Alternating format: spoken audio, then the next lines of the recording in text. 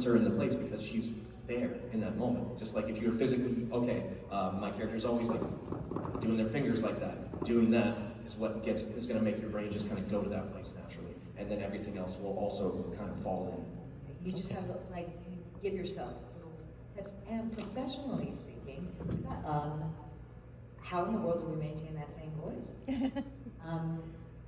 We have audio references at the beginning of our sessions. Yeah.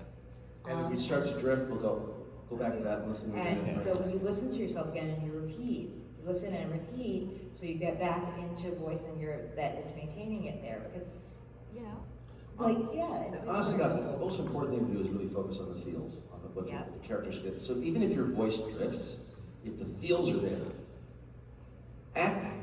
acting is all about emoting really loudly.